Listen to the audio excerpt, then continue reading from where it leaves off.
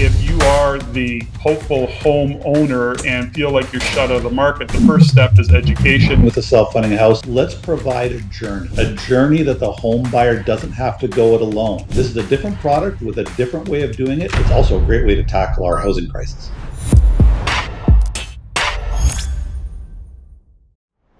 When we talk about the self-funding house, we look at what's going on in the world today and really in the world, but let's just talk about Canada, and then we can even break it down provincially if we want. But the first-time home buyer has a whole story that they can't get into the housing market. There's no way to do it. They feel shut out. If they don't have wealthy boomer parents, there's no gifting of down payments. How do we do this? How do we make it all work?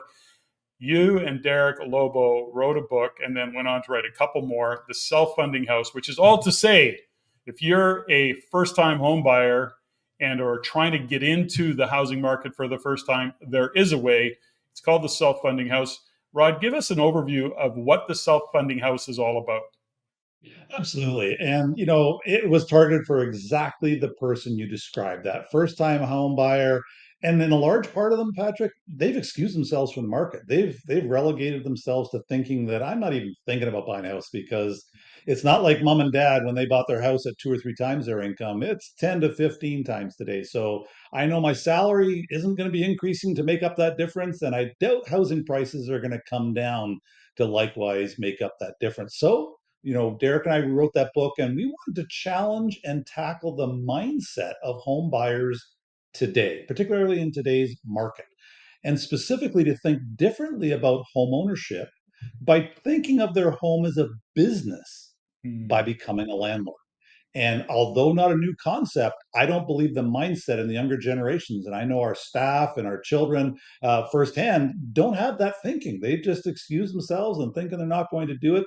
But you know what? If all of a sudden you can do the simple thing, which is how do we increase the income of a home buyer? Because asking builders to reduce the cost, there just isn't that bandwidth. Construction costs and all those other elements, land costs, they're less controllable. But a person's income is perhaps a little more controllable if we can bolt on income for perhaps a rental suite, a backyard ADU, a basement apartment, and adding that to their income, giving them the buying power to buy a house in today's market.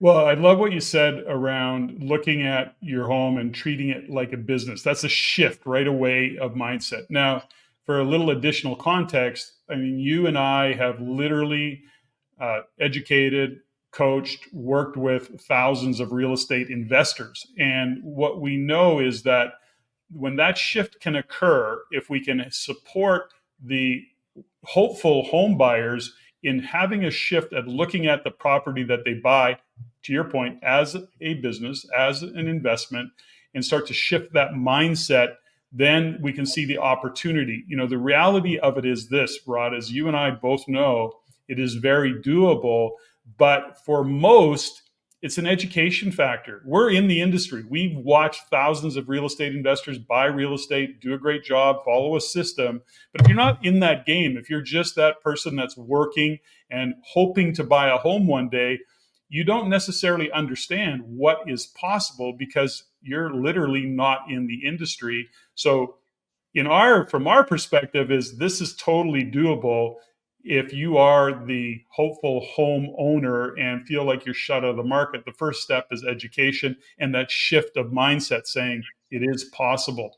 One other, and I'm just going to go off on just one other little tangent. We use the term landlord, and many years ago within the real estate investment network, we started to use the term rental housing provider. And that term it's taken a long time, but I'm starting to hear more and more people using the term rental housing provider. And part of that is that it doesn't have such a negative connotation to it as being a landlord. And of course, that's what scares people who are uneducated. I don't want to be a landlord, tenants and toilets. I don't want anything to do with it. But the reality of it is that when you're educated, it isn't like that. So we can expand on that a little bit more, but I wanted to give it another layer of depth of context. So when you talk about treating it like a business, Rod, why don't we unpack that a little bit for somebody who's looking at it going, okay, you've got my attention. how would I treat it like a business? What does that even mean? Yeah, and you know what? That's the golden question. If we think about it, if everybody had the entrepreneurial mindset and always had a willingness to learn, you and I wouldn't be talking about this. But the Hmm. reality is, we have to understand and really take responsibility for providing a hand-holding journey, if you will, for that uneducated buyer. Remember, let alone uneducated buyer, uneducated in this new method of buying a self-funding house. So we're adding even deeper layers of the unknown. And so I would say Hmm. the very first thing is just being that willing student. I often coin the phrase the first level of leadership, leadership in anything, life, business, whatever it is. But the first level of leadership is just being a willing student. And if we Hmm. can realize that if we can provide education like what REIN does, then that is the first positive step, because they have to be educated on, first of all, the industry, home buying and everything associated with that. They have to be educated. Oh, what does it mean to own a business? Was that Hmm. because there's positives to that, tax advantages and things like that, that maybe the layperson isn't fully aware of. And so I think that it's one thing to have an idea, but what I'm taking pride in and what we're doing with the self-funding house and working with collaborators like yourself and Rain is realizing that let's provide a journey that the home buyer doesn't have to go it alone. And Hmm. more importantly, it isn't just the buyer we're talking about. We have to change the thinking of financial institutions. We have to change the thinking of developers and builders, because this is a different product with a different way of doing it, and it's also a great way to tackle our housing crisis.